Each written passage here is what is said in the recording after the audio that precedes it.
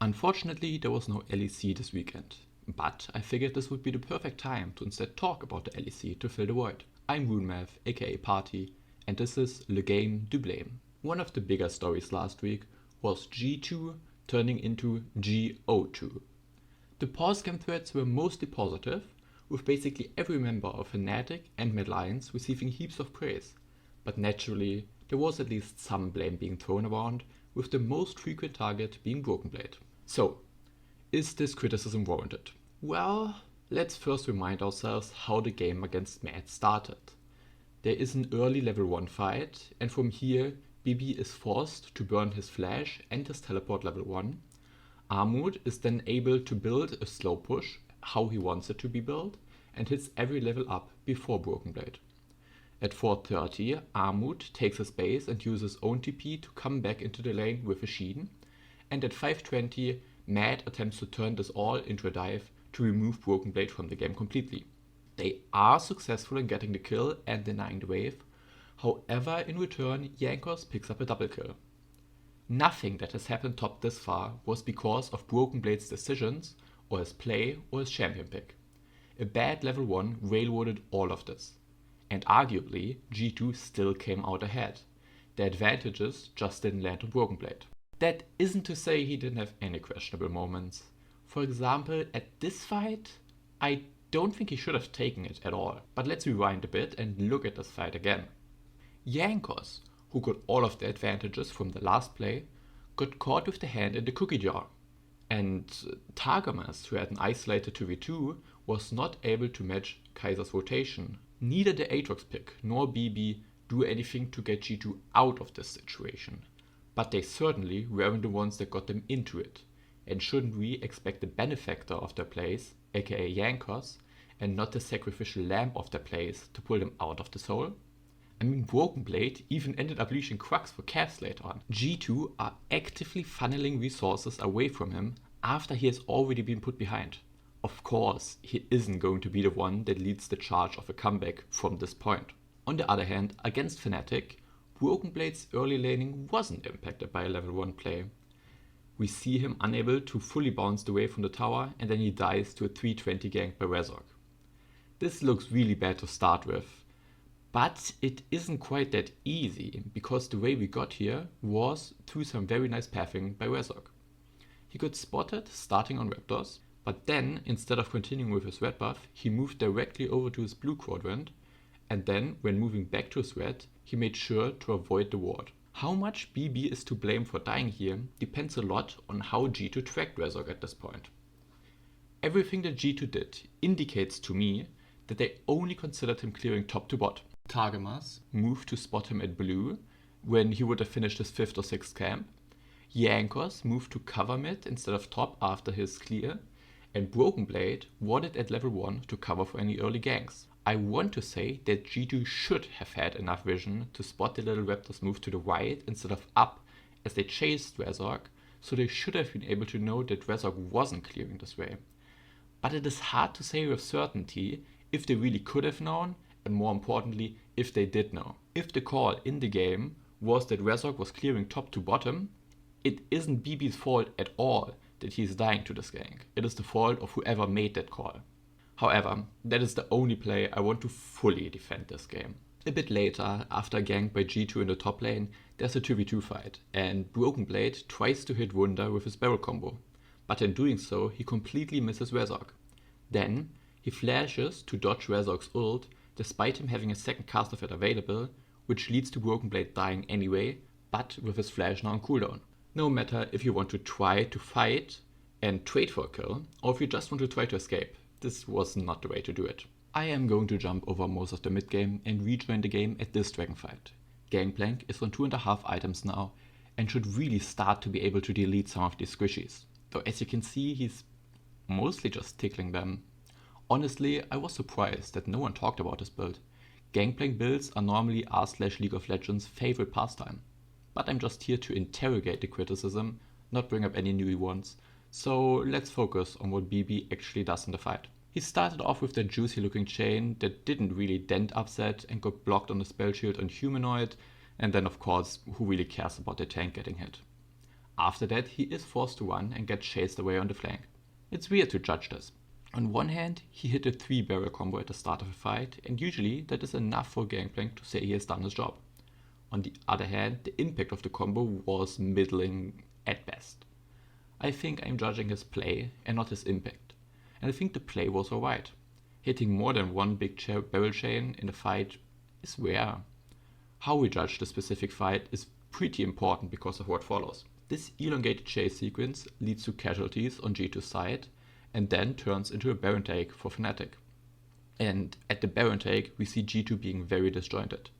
Caps and BrokenBlade are looking to trade for bot and mid tower respectively, while Jankos and Targamas contest the Baron, with Fleckett beelining towards them as he respawns. I wouldn't hate it if G2 had Caps teleport back and BrokenBlade move over to take a final fight after the Baron is taken.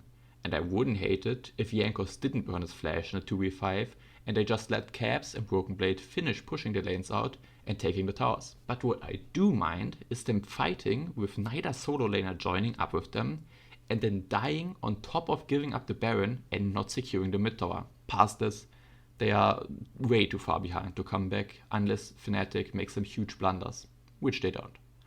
Overall verdict, mostly wrong. BrokenBlade did not have his best week, I will grant you that, but overall he was mostly set behind through things outside of his control or team decisions, such as how G2 tracked Razork, what fights they decided to take, and what they chose to do level 1. And even late in the game, their decisions was a bigger problem than any individual player's performance. As a second topic, let's look at another 0-2 team from last week, SK, specifically at Gilius on his Lee Sin. Against Rogue, a lot of the criticism is directly against him and Lee Sin, while against Vitality, more of the criticism falls against Bell Rev, who's incredibly broken. But since he was picked after Lee Sin and also after the second ban phase, it comes down to SK having very high Lee Sin priority, which falls into the same bucket in my opinion. Looking at the first 5.5 minutes of the first game, we see Gilius full clear, see the bottom scuttles taken, see the top scuttles taken, attempt to take the enemy Gromp, get bullied off of it, and go back to farming his top camps. He then bases to spend his gold. If you are playing Lee Sin, I will already question why your only proactive moves are to steal enemy camps and not to any lanes, and also in the full clearing aspect. But even putting all of that aside, what is the entire sequence between 340 and 440? Gilius saw Trundle in mid lane where he was ganking, and then he saw him move to the bottom scuttle after he burned the flash in mid lane. And then a bit later, Trundle shows top lane, and Gilius should be able to see that he has taken 2 additional camps since showing mid, and Raptors are still up. Both scuttles have to be down, but Gilius still walks all the way just to drop a ward in the top jungle. Once he is there, the ward is good. It could have spotted Malwang on the Gromp if he had taken it before basing, and that could have led to a good fight for Gilius. Or Malwang could have shown up on the ward at some point during a second clear, which would give a lot of useful information. After he drops the ward and doesn't see Malwang, I also don't hate trying to take the Gromp. You're already here and Malwang could have pathed bot out of base, or maybe after the gank, he went for Gilius' respawning Crux. And even if he is here, Gilius can get out, as we saw in the game. Each individual step of this minute feels reasonable, but looking at it in its entirety, he overstayed on the map massively, and all he managed to do out of it was clear a ward and drop a ward.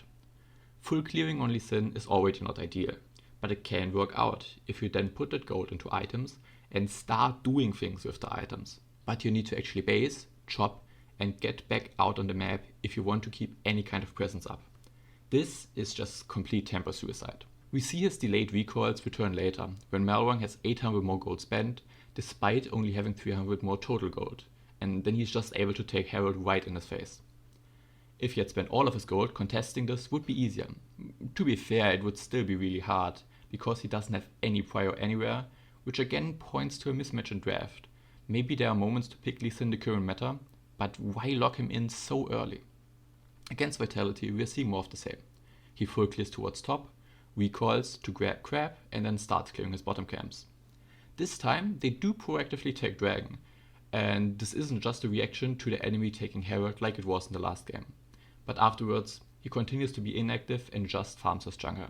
He does show some proactivity in shadowing Janek's topside here, which could have led to a lane gank, but the timing is just off. Labrov just spotted him doing Crux. Alfari overstepping here would be a huge surprise, and it's very possible that wards were left behind, and indeed, despite Gilius trying to avoid such wards, he is being spotted. He could have been in base at 642, but instead he takes until 704 to get there, while Bayref is just allowed to farm up freely. Sure, just 22 seconds doesn't sound like a lot, but when you're already clearing fairly slowly, you really need to make all of the time count instead of just idling around, standing there and doing nothing. We do see some glimpses of the God of Lee Sin. I think this kick at Herald was beautiful, for example, but if the first plus point of your jungler is a good Herald fight, and you even had to rotate your AD carry up for it, while the enemy AD carry was farming plates and getting 2 levels up, should you really be going for Lee Sin? It is hard to decide how much of this is on the pick and how much of it is on how Gilius is playing the pick, or maybe also how the team is playing around the pick. But one of these things definitely has to change. I agree with this blame. It is also very possible that SK just defaulted to absolute comfort, despite knowing that Lee is probably not the best pick here, since they were playing with a substitute in Gadget. Hopefully Jesse is healthy by next week and we get to see him back with the rest of the team. And that's gonna be it for this week's version of Le Game du Blame. I am not sure if I'm going to be able to do this regularly, but yeah, maybe.